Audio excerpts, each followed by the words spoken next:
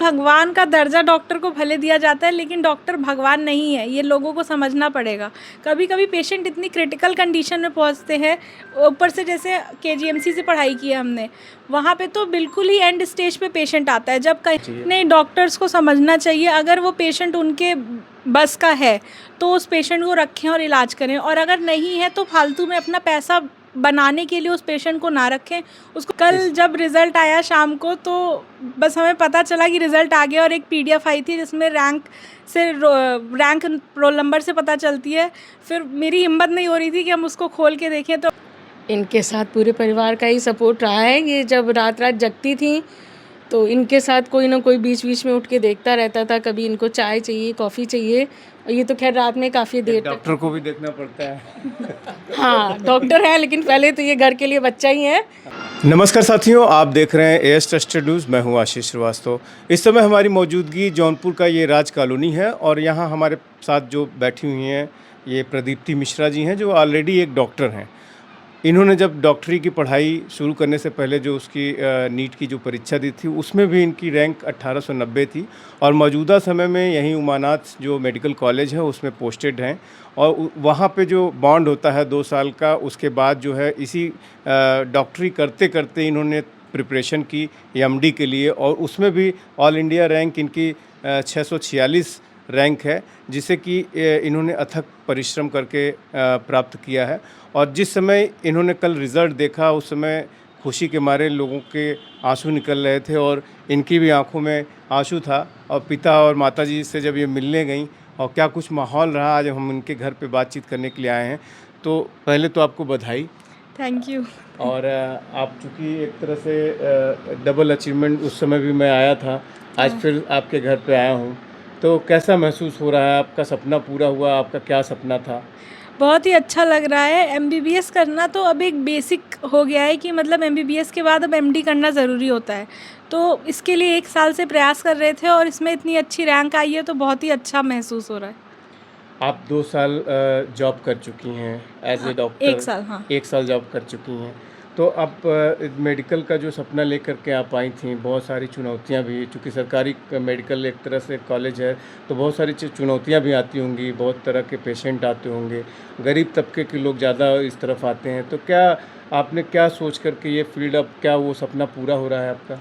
हाँ, अब धीरे-धीरे वो सपना पूरा हो रहा है, आगे एमडी हो जाएगा। तो यही है हमेशा से कि गरीबों की सेवा होती रहे और करते रहें।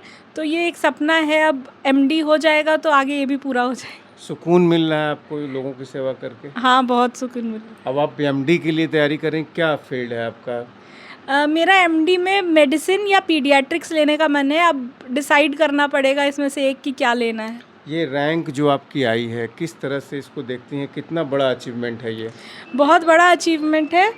हमने कभी सोचा नहीं था कि मेरी रैंक 1000 के अंदर आएगी। हमेशा से प्रयास किया है, पर ये था कि 1000 तक आ जाए तो मेरा जो पेरेंट कॉलेज है एमबीबीएस का केजीएमसी, वो मिल जाएगा।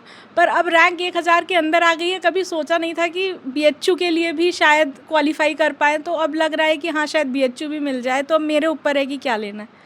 तो आप भविष्य में क्या आपका सपना है? कोई में अपना हॉस्पिटल डालेंगी कि क्या?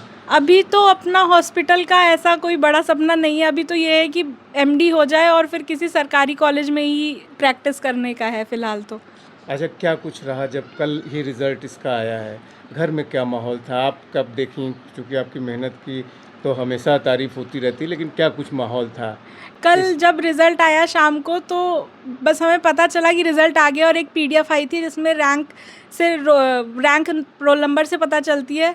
फिर मेरी हिम्मत नहीं हो रही थी कि हम उसको खोल के देखें, तो अपने मामा को भेजा, उन्होंने देखा, और जब वो रैंक बता रहे थे तो हमें विश्वास नहीं हो रहा था कि ये मेरी रैंक है। पिताजी का क्या रिएक्शन था? माताजी का क्या रिएक्शन था? सब लोग बहुत खुश थे, सब लोग भगवान से मना रहे थे। फिर पापा को फ़ोन किया तो वो भी बहुत खुश हुए, घर वाले सब लोग, बाबा दादी सब लोग बहुत खुश हुए थे। अच्छा, किस तरह से अब आगे जो है, अब कब तक ये आपका जो है आगे का प्रोसेस क्या होता है इसमें? अब 1 डेढ़ महीने के अंदर काउंसलिंग होगी, जिसमें चॉइस फिल करनी होगी अपने हिसाब से। उसके बाद कॉलेज मिल जाएगा, और जहाँ तक कि अक्टूबर तक कॉलेज ज्वाइन करना होगा। फिर ये 3 साल का कोर्स है एमडी का। चूँकि आपने जौनपुर से ही पढ़ाई हमें लगता है की है, तो जौनपुर के बच्चे, चूँकि बहुत से आईएएस, आईपीएस और डॉक्टर हर फील्ड में आते हैं, लेकिन जो बच्चे प्रिपरेशन कर रहे हैं इस समय उनके लिए क्या कुछ मैसेज देना चाहेंगे कि जौनपुर में ही आप रह के अपनी तैयारी की हैं? यही मैसेज देना चाहेंगे कि कहाँ आप हैं इससे मतलब नहीं है। आजकल तो ऑनलाइन इतनी चीज़ें अवेलेबल हैं, चाहे यूट्यूब हो, इतनी कोचिंग अवेलेबल है ऑनलाइन।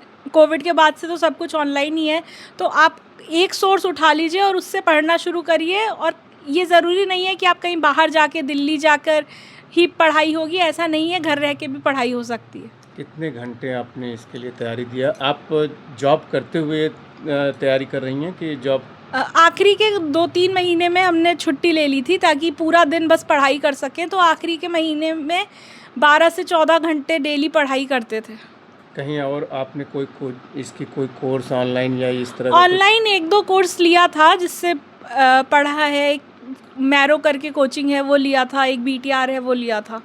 अच्छा, जो बच्चे अभी भी यहाँ जौनपुर जनपद से बाहर जा रहे हैं, कोटा जा रहे हैं तैयारी करने के लिए, अब चूँकि कोविड के बाद एक और हमने इंटरव्यू किया था, वो पॉलिटेक्निक पे एक लड़का रहता था, उसका सिलेक्शन हो गया था उत्तराखंड में। तो उसने ये कहा कि कोविड के बाद से ऑनलाइन की जो चीज़ें हुई हैं, तो वो कितना फ़र्क देखती हैं? जाके क्लास लेना वो ज़्यादा फ़ायदेमंद है या ऑनलाइन? अगर कोई बच्चा ऐसा है जो ऑनलाइन पढ़ सकता है, तो ऑनलाइन आजकल चीज़ें इतनी ज़्यादा अवेलेबल हैं कि कहीं जाने की ज़रूरत नहीं है। आप कहीं जाके रह रहे हैं तो आपको वहाँ के हिसाब से ढलना भी पड़ेगा, वहाँ कैसे रहना है, खाना पीना रहना। तो अगर आपके पास ऑनलाइन सोर्स है और आप घर से पढ़ सकते हैं, तो मेरे ख्याल से वो ज़्यादा सही है। अच्छा, साथ में माता जी भी हैं, हम इनसे भी बात करेंगे। क्या कुछ सपोर्ट रहा है बिटिया को आपका? इनके साथ पूरे परिवार का ही सपोर्ट रहा है। ये जब रात रात जगती थी तो इनके साथ कोई ना कोई बीच बीच में उठ के देखता रहता था, कभी इनको चाय चाहिए, कॉफ़ी चाहिए। और ये तो खैर रात में काफ़ी देर तक। डॉक्टर को भी देखना पड़ता है। हाँ, डॉक्टर है, लेकिन पहले तो ये घर के लिए बच्चा ही है, तो इनको बच्चे की तरह घर में ट्रीट किया जाता है। ये लंबा सफ़र लग रहा था, लेकिन सबके आशीर्वाद से फाइनली सब हो गया। और खुशी इस बात की है कि इसने वो पेशा चुना जो कभी डॉक्टर रिटायर नहीं होता। ये आजीवन अपनी सेवा दे सकती है जनता को जी। और सबके रिटायरमेंट की एज है, पर डॉक्टर आजीवन सेवा दे सकता है। तो गर्व है कि ऐसा प्रोफेशन इसे चुना और इसमें सफलता मिली। अच्छा, आप पिताजी भी साथ में हैं। आप एक मिनट आ जाइए मेरे साथ। आपका भी बिटिया को लेकर कुछ सपना रहा होगा, कैसा लग रहा है? बहुत ही अच्छा लग रहा है। और सपना क्या, मतलब डॉक्टर बनना तो अपने आप में मुझे लगता है कि वास्तव में इस धरती का भगवान अगर कोई है, तो अगर हमारे घर में ऐसी बिटिया पैदा हुई है तो हमें लगता है कि ईश्वर ही का ही जन्म है। अब स्पेशलाइजेशन करने जा रही हैं? स्पेशलाइजेशन, क्योंकि पिछले साल जब इसने अटेम्प्ट करते हुए दिया था तो इसकी रैंक बहुत अच्छी नहीं थी, तो हम लोग के लिए एक चिंता का विषय, बल्कि उस समय कुछ लास्ट में मिल जाता है इसको, लेकिन इसने कहा कि नहीं, हम एक अटेम्प्ट और लेंगे क्योंकि मुझे पीडिया या मेडिसिन ही लेना है। तो चिंता तो थी ही कि पता नहीं कैसा रैंक आएगा। और जब इसने रिजल्ट घोषणा हुई और ये रो के हमसे बात कर रही थी टेलीफोन पे, तो मुझे लग रहा था पता नहीं क्या हुआ, अच्छा आया बुरा आया, समझने में ही काफ़ी समय लग गया। लेकिन जब इसने बताया 646 रैंक है तो फिर मज़ा ही आ गया। तो अब एक चीज़ और पूछेंगे, जो इस तरह से एक ग्राफ जो डॉक्टर पेशे में जो गिरता रह रहा है, जो तमाम वीडियोस की कभी वायरल होता है कि प्राइवेट अस्पतालों में लोग परेशान हैं, लोगों के पेशेंट मर भी जाते तो भी वेंटिलेटर पैसा चूसने के लिए लगाए रहते। तो इन सब चीज़ों को चूँकि आप उस पेशे में हैं अब, तो किस तरह से देखती हैं कि क्या इस तरह का, चूँकि डॉक्टर को एक भगवान का दर्जा दिया जाता है, सभी लोग एक विकल्प के तौर पे अंतिम विकल्प डॉक्टर ही होता है। देखिए, भगवान का दर्जा डॉक्टर को भले दिया जाता है, लेकिन डॉक्टर भगवान नहीं है, ये लोगों को समझना पड़ेगा। कभी कभी पेशेंट इतनी क्रिटिकल कंडीशन में पहुंचते हैं, ऊपर से जैसे KGMC से पढ़ाई की है हमने, वहाँ पे तो बिल्कुल ही एंड स्टेज पे पेशेंट आता है, जब कहीं हर जगह से हार जाता है तब। तो अक्सर वहाँ ऐसा होता है कि डॉक्टर्स अपनी पूरी जान लगा के भी पेशेंट को नहीं बचा पाते। तो वहाँ भी कभी कभी पेशेंट के अटेंडेंट बहुत अग्रेसिव हो जाते हैं कि ऐसे कैसे, आप क्यों नहीं बचा पाए। तो लोगों को थोड़ा सा ये समझना चाहिए कि भगवान का दर्जा भले डॉक्टर को दिया गया है, पर भगवान कोई नहीं है। जो जिसका मतलब, अगर कोई एंड स्टेज पे आ रहा है तो कभी कभी ऐसा हो सकता है कि डॉक्टर अपनी पूरी कोशिश करके भी उसे ना बचा पाए। लोगों को भी ये समझना चाहिए और डॉक्टर को भी अपनी ड्यूटी पूरी तरीके से निभानी चाहिए। जैसे प्राइवेट अस्पताल में कुछ डॉक्टर्स होते हैं कि ध्यान नहीं देते हैं, तो ऐसा नहीं करना चाहिए। अगर आपकी ये ड्यूटी, आपने ये चुना है, तो उसको पूरी शिद्दत से निभाइए। जो पेशेंट्स को लूटने वाली बात एक होती है, कि मरीज़ उनका किस लेवल पे है, किस स्तर का है। प्राइवेट अस्पतालों में ख़ास तौर से होता है, सरकारी अस्पतालों में केयर करने की शिकायतें आती हैं, लेकिन प्राइवेट में लूटने की जो समस्या आती है, उसको किस तरह से आप देखती हैं कि क्या होना चाहिए? नहीं, डॉक्टर्स को समझना चाहिए, अगर वो पेशेंट उनके बस का है तो उस पेशेंट को रखें और इलाज करें, और अगर नहीं है तो फालतू में अपना पैसा बनाने के लिए उस पेशेंट को ना रखें, उसको रिफ़र कर दें। हो सकता है दूसरी जगह वो जाए तो उसका और अच्छा इलाज हो जाए जो वो नहीं कर पा रहे हैं। मतलब हर जगह वो फैसिलिटी नहीं होती है, तो हो सकता है वो कहीं और जाए, उसका अच्छा इलाज हो जाए।